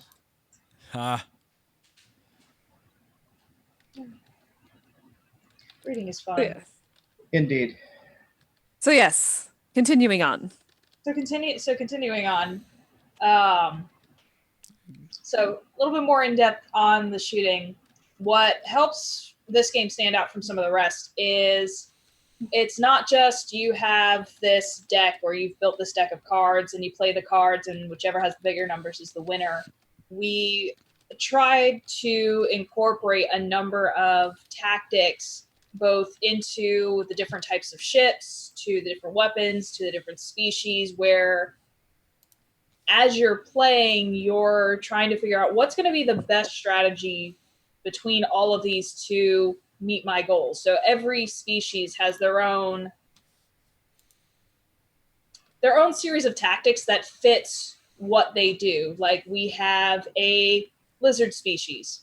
and they have the ability to ram their ships into other ships to do a lot of damage. But because we're trying to set this at a little bit more reality, there's going to be recoil damage, and by extension, because they're going to be taking more damage that they're through what they're trying to inflict, the double-edged ability from Pokemon, so that's a nice reference. They also have a lot of ways of healing or repairing their ships, so that way they can keep doing it. So when we get into the mechanics, we're trying to get into that level of detail where it's almost like you're playing a game like X-Wing or like Armada, where you're really playing out, here's where my ships are, here's who we're targeting, here's my ability, let me make sure this is able to meet my goal. But it's in card form, so it's a lot more portable. So one of the things to keep in mind with this is that, unlike many of the cinematic sci-fi games, one of the other reasons why this stands out differently is since I have a rather very solid background in physics, I have done a significant amount of work to try to give the effects of physics without going into lots of details and overworking mechanics, to give it a feels where this would be a lot more realistic as opposed to just, hey, let's be flashy in Hollywood. No, this is actually the idea of this is working in a spatial environment. This needs to feel like you're working in space. What? Physics? I would know. apply those. Well, you know, you need those to be able to fire off the nukes. Those are important. They are indeed. Now, we have gone slightly Hollywood with a few of the larger styles of weapons, such as plasma shotguns, which are capable of firing pellets of magnetically contained plasma energy, which can hit multiple targets, or the I would call it, we're calling it a basically rock thrower because the size of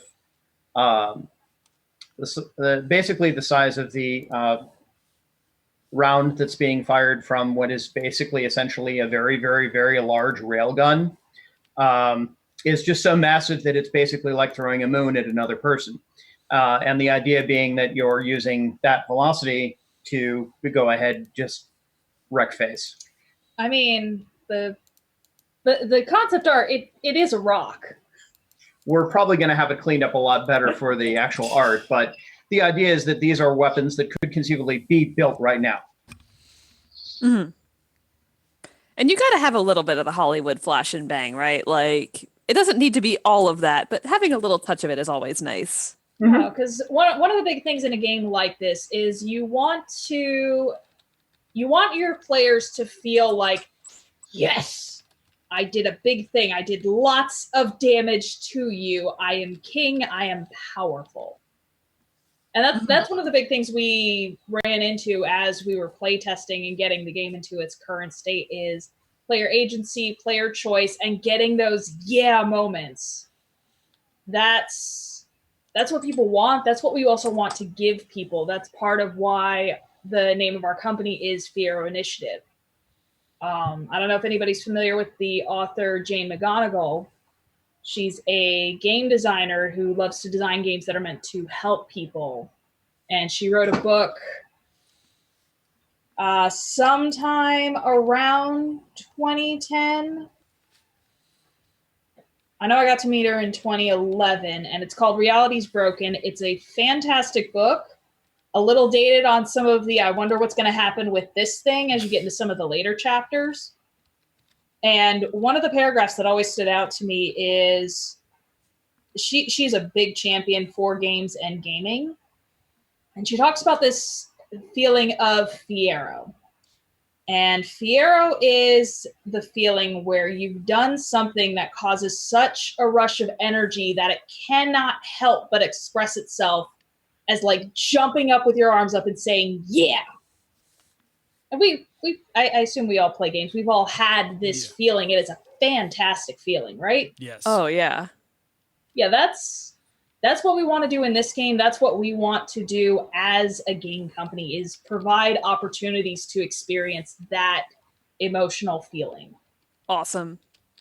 one of the other things that we've worked into this particular game, which allows for that a lot better, and you get that feels of you're dodging around this fire, you're firing back at this, you're maneuvering around, is that it has a dynamic initiative where everybody is only activating a single ship at a time as opposed to their entire squadron. So that way everything on the battlefield is moving and fluid as it normally would be in a space battle where things are going back and forth. That gives a little bit more behind that Fiero moment where it's like, dang, I dodged around this and I went through that and I got past this guy and boom, I got your thing. Mm-hmm. And that's one of those moments that we built these mechanics around, is to allow people to have those moments. Awesome. So I'm curious what some of your favorite alien races are that you've made for this. Do you have some little tidbits you'd like to share with us? I mean, I think one of the personal favorites right here, and I'm sorry that the podcasters aren't going to get to see some of this, at least on the podcast. Watch the VOD. Huh? They can watch the VOD. They could watch the VOD. They could also follow us on multiple social media networks and go to our website where we have some of this art hosted. But this is, the card says Cat Captain. Their species is the Mrushen. And we just love the look of how this guy looks, from the stoicness of the face to the tail grabbing the knife.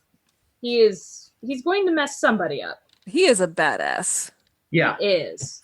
That is one of our current favorites. The species that I designed first, though, was really based, which are the lizard, the Hasuk, which I took actually out of a paleontological aspect, where they very much resemble the ancient Archaeopteryx, which was actually more bird-like than dinosaur. So nice. Lizards who actually are sizable, they're big, they're bulky, but they still have their feathers.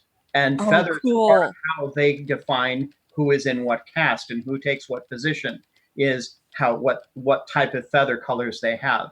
And I built the culture around that concept and how they would build that. We don't unfortunately have the art for that available for you guys to see, but that is one of like my first species was that one that I built. I'm looking forward to seeing that. Yeah. So, and I'm guessing all these different races will have like different, like their own mechanics and stuff as well, like certain stuff that might be more of their own flavor or flair. Absolutely. We have a number of species abilities that right now is unique across all the ones we've put together. Down the road, there may be some mix and match. So like the Hasuk, they're very punchy. They have that, as I mentioned before, they have that ram ability, and the way our game is set up, that does direct damage to your ship. Not your shields, but your ship, even if you have shields. And if your ship has a hole in it, you don't really have much of a ship anymore. Stop blowing holes in my ship! Stop blowing holes in my ship. But like each one of the species, like the birds have the ability to work together to make their attacks more effective. The cats have the ability to withstand more damage because they have designed their ships around more of an aesthetic concept rather than a practical one. So it's required that they develop their shields and energy fields to a much greater level than others in order to maintain that beautiful aesthetic in their ships and dislike when you decide to scorch their paint. So they gave their ships 9 this lives. glass in particular. Yes.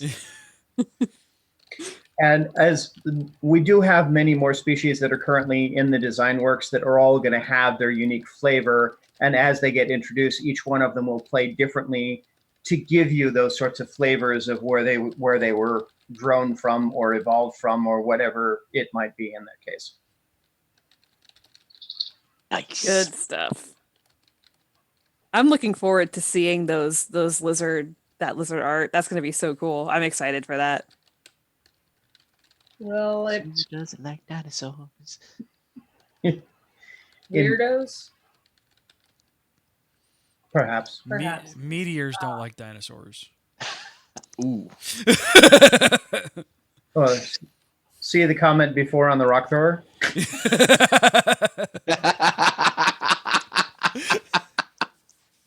Yeah, we've got a number of pieces of art that just came in, so we'll drip feed those onto the wider internets. Nice. Does this mean our wedding rings give us a +1 to punching dinosaurs, Josh? Yes. Yeah, sure. We'll go with that. Sure, we Just can don't add don't go to Australia to try and test that theory. No, just find a chicken. Yeah. Yeah, actually, you're not wrong. I mean, I still wouldn't suggest punching chickens. Well, you guys are living in Florida. You could always try the gators.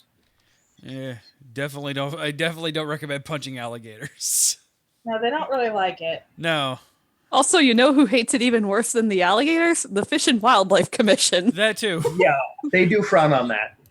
The alligator will fuck your shit up. The FWC will fuck up whatever the alligator leaves behind. This is not untrue. So going forward, what's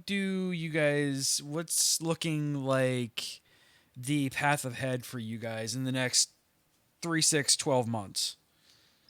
So right now, the next big thing on our list is we will be at Dice Tower Con in July, and that's going to be in Orlando. I know a number of our friends and a number of people in the greater Tampa Bay area will be there.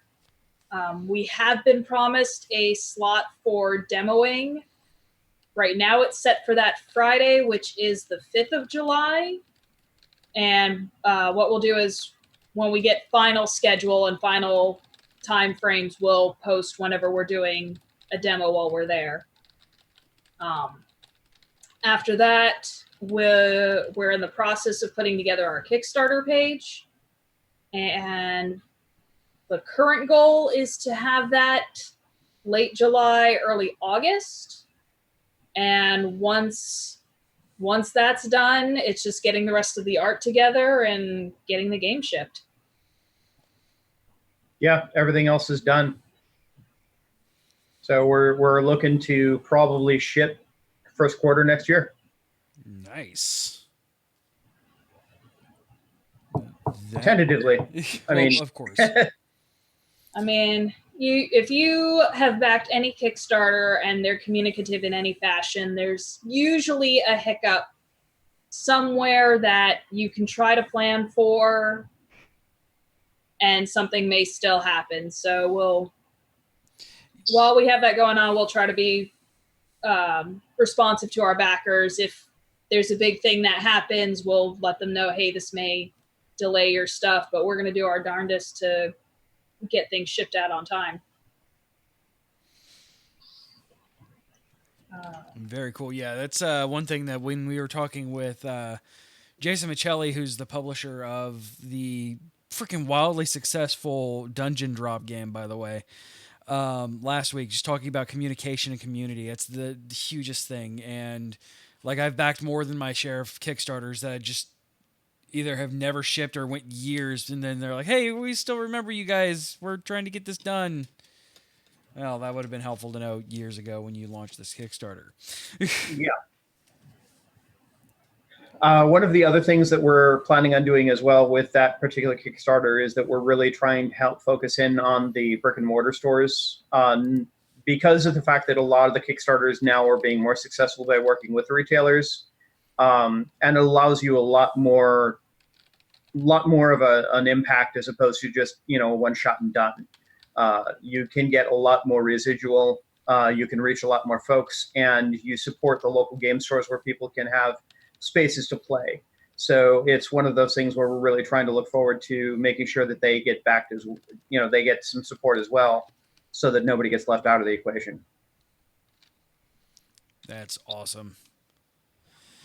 It sounds like you guys have your heads in the right space, which is one of the reasons why I kind of fell in love with your guys' entire energy and everything. Like, you guys, when I met you guys at PlayCon,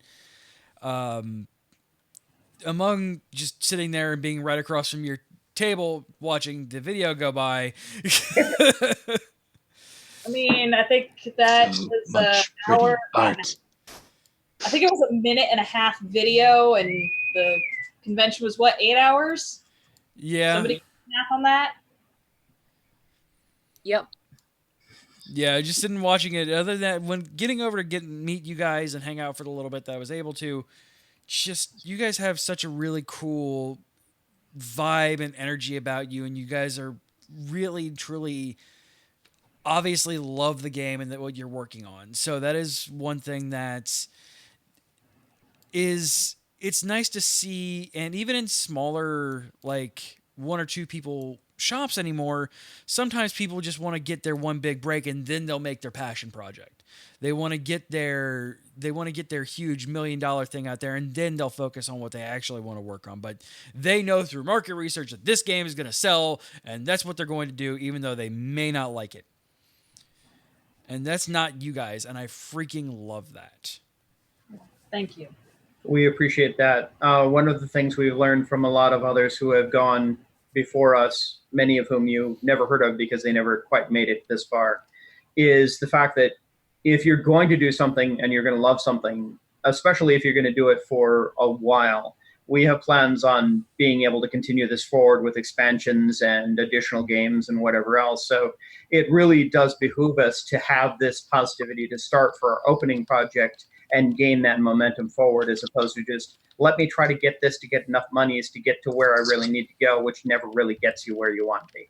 Yeah. That's the next game. Right. Yeah, when money's your key, it is not really, you're never going to make that. Like, it's, if you may be able to make a game that is accidentally a $1 million game, which is cool, but that shouldn't be your primary focus. And I love the fact that that is not a thing that you guys seem to be concerned with, and that's awesome. And I sincerely hope it blows up and you guys are the next big thing, but it's good that you guys have your heads where they belong and not in the clouds. In space and not in the clouds. Exactly. Yes. I mean, it'd be great to make Exploding Kittens money. Well, yeah. They also kind of had a built-in fan base, and it's Exploding Kittens, so that kind of sells itself. Yeah. Because cats. Well, but you know what? We have cats in our game, so that will sell. There you go. There will definitely be a certain type of people that will buy that strictly for cats. If you build it, they will knock it over. Yes. Meow. Awesome. So Sensei says. We're going to go ahead and wrap up here as we are closing edger. Whoa, what? Those are not words. Closing edger. Those are words that I just said. I feel like if you try to look them up, you might not like what you find. No. Kind of like wanton. Safe search on. Safe search on. Oh God! Safe search. It does not sync.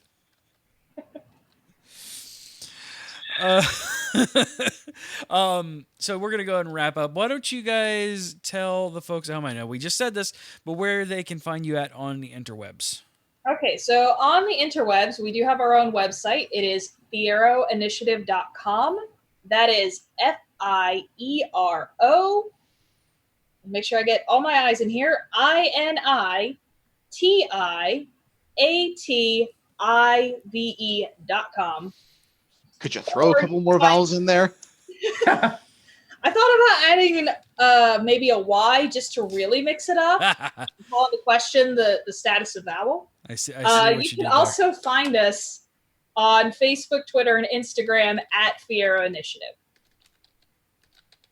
And just a reminder, it's Fiero without a Y. Yeah, if you look, if you on this podcast had issues. So with that. The upside is if you try spelling it with a Y, it's not really bad because you just get a lot of stuff for the guy from Wicked, but it's not the same thing. I'm trying to figure out why nothing is pulling up as I'm trying to gather links. And I'm searching. What the hell's going on here? I know. I'm looking at your card. I'm like, what's... Okay. Why do I do this to myself? See, there's the Y that he was adding. Exactly. There's your sometimes a vowel as well. Yes. All right. Barring that, if anybody listening to this now or sometime between now and the week of July 4th, if you're going to be at Dice Tower in Orlando, we may see you. I wanted to go so bad. They have a kids' play day. Yeah, I know. It's more so just that weekend is rough, and with us moving, I have to limit the amount of cons. I'm making my way up to Gen Con this year, and it's strictly because I am spent a bunch of my tax money to be able to go to it. And did PlayCon because, well, it's literally right down the street from me, so there's that. All right, guys.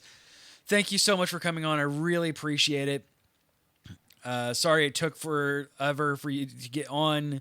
I'm glad it is so close to 300 and we're able to do this awesome game maker marathon that we're doing because I freaking love talking to game makers. You guys are the best people. Thanks, Ben. Thank you. And thank you so much for inviting us to be on the show. This has been a lot of fun, and we're really happy to have another avenue to get the message out that this game is in the works. It does exist in a mostly finished state. It will be real. Yeah, I didn't get the chance to play it at PlayCon because so busy, but we have plans to do live streams of the game, and I am super stoked. Yeah. That's going to be awesome. I am super excited to play. You guys let us know, and we'll make it work. Sweet. But you know what else works? Listening to us live Thursdays at 10 p.m. Eastern, 7 p.m. Pacific, Fridays at 12 p.m. Australian Eastern Standard Time. I'm not even sure if that works anymore because I don't know time changes in Australia, especially when Dale's not there. At twitch.tv/Geek IO Show. If you want to email the show, you can at show@geek-io.net. All of our social medias, Twitter, Facebook, Instagram, probably Snapchat, are all at Geek IO Show. If you want to give us a call and leave us a voicemail, 727-489-4335. That is 727-489-GEEK. If you want to chat with us anytime, day or night, you can go over to geek-io.net/Discord. And also, you can support this stream and everything that we do by going over to patreon.com/geekio. And if you link those two things together, you get access to really cool patron-exclusive stuff. But you don't need to do that. But if you are a patron, you do get access to a live feed, an ad-free master feed, and so much more. We don't know what's going on next week yet, so it is time for me to press a button of a thing that I closed, and I'm not at all vamping till I open it up, and I get to press this button. The Summer Movie Smackdown Update.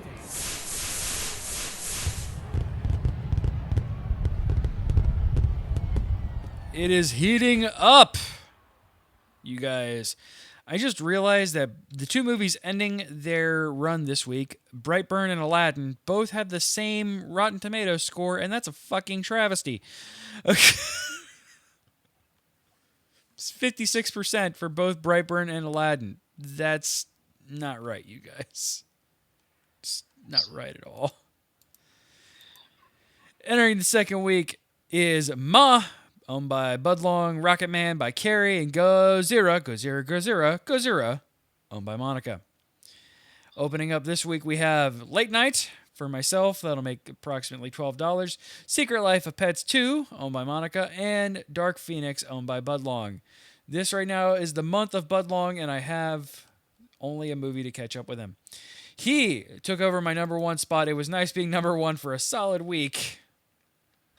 $23.4 million. I am in second place with $20.2 million. Raul is in third place with $11.3 million. Josh is in fourth place with $6.2 million. Nope, $8.2 million. Monica is in fifth place with $7.6 million. And Carrie is in sixth place with $6.8 million. Hey, Josh. CJ. What's going on over on the Geek IO Network? It's been a bit of a quiet week since the Monday shows are on break until we hit that sweet, sweet fall schedule. It'll come back when I can get my pumpkin spice lattes. And not a moment before. I'm holding those shows hostage until I can PSL. But a little bit of excitement over on Exploding Dice this week, because family. Oof, this write up. Family is strange, isn't it? Especially when that family wants to murder your friends. Some of my family didn't get that close, but yeah, family. Yeah.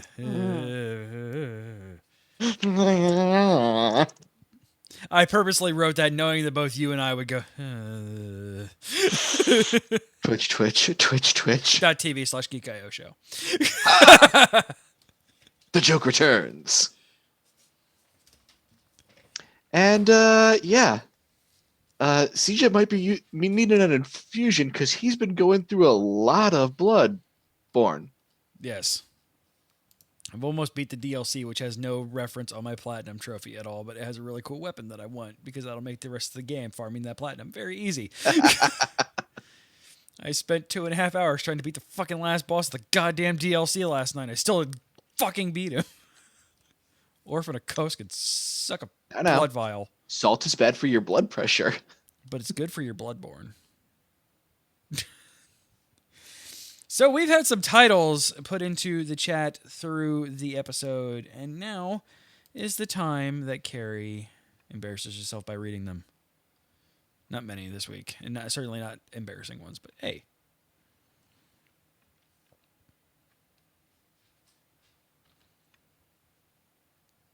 We were too busy talking about awesome game.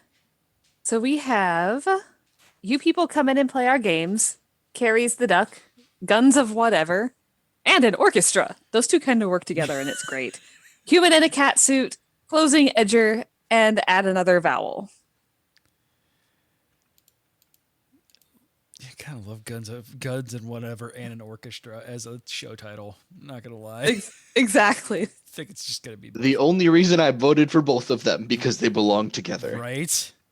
It's like the peanut butter and jelly of titles. That is going to be our title for this episode because that's really good. Thank you guys for coming and hanging out with us. Leah, damn it, words. It's late.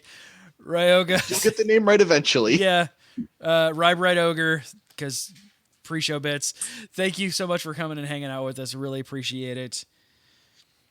Thank you again. This was a lot of fun. I cannot wait to talk again soon. Just let us know. Play some awesome games. Right.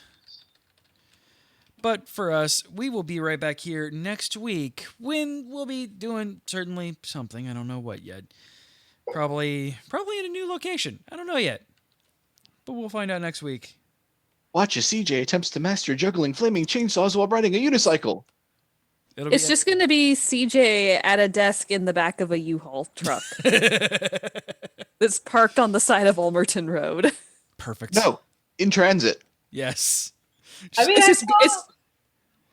was going to say, I saw a guy, I was driving down Ulmerton, and there was a truck, and somebody was in a recliner kicking back while it was driving down, so it is possible. Because it's Florida, of course.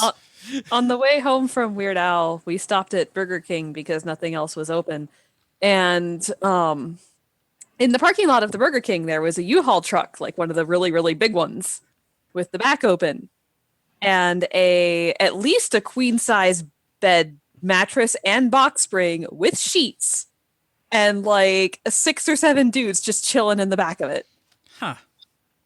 Dude, what else do you do on a Wednesday night? All right, guys. We love you. Be good to one another. We will see you right back here next week. Bye. Bye. Bye-bye. Bye.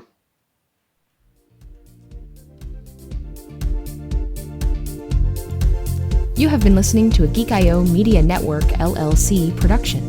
Would you like to convert that to pounds? Copyright 2019. To get lucky. Diamond Club hopes you have enjoyed this program. Bye.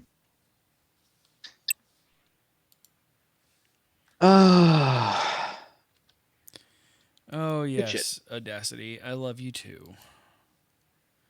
I immediately Time for it to take 10 hours. Right? Hopefully it doesn't. I don't know what the hell's going on with my freaking computer lately. I mean, can't you just export it as a wave? Wouldn't that be faster? I mean, saving the file itself shouldn't take that long. It just did for whatever reason. I restarted and it was faster, but I don't know. I don't even know why it did that in the first place. I don't know. I've read a lot of like terrible things about saving things as AUD files and them getting corrupted. Yeah. Yeah. Boop. All right, guys. As always, F your post show. You have a pre show. You should listen to that. But post shows are late. And I'm going to end the stream now. Bye.